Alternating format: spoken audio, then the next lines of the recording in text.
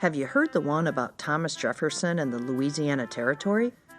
Thomas Jefferson, author of the Declaration of Independence, was not a fan of the new Constitution presented in 1787. He was very worried that the Constitution gave too much power to the new national government and not enough power to the states, an issue known as big government. Jefferson only reluctantly agreed to support it when his friend James Madison promised to propose a Bill of Rights after it was ratified. But Jefferson's fears about big government did not go away.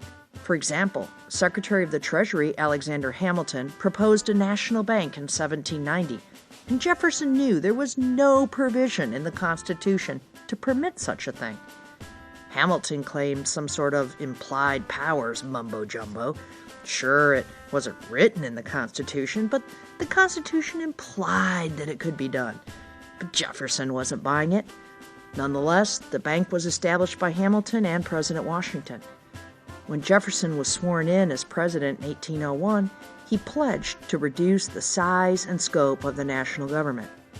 But of course, things didn't go exactly as he had planned.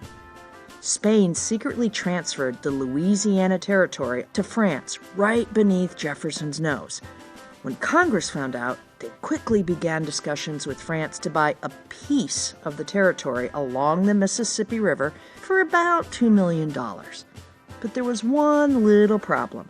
Jefferson knew there was no provision in the Constitution to buy foreign territory. So what was a strict constructionist to do? First, he tried to get an amendment to the Constitution passed that would expressly permit the purchase, but Congress wasn't willing to do it. Then, without permission, the U.S. negotiators in France cut a deal for all of the territory for a cool $15 million. That new land doubled the size of the nation. Now Jefferson was really stuck. He knew that the territory would be a great acquisition for the country, providing lots of new land for farmers and other settlers, but how could he constitutionally justify it? In the end, Jefferson turned to the argument used by his old foe, Alexander Hamilton. He claimed that the power to purchase the territory is implied in the Constitution's treaty-making power. This was the exact argument that he had mocked openly a decade before, so it must have crushed his pride to have to use it.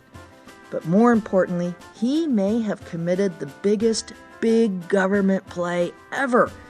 How ironic is it that one of the biggest opponents of big government doubled the size of the young country and did so while openly questioning its constitutionality? At $15 million, which is about 3 cents an acre, it has been called by many the greatest real estate deal in the history of the United States.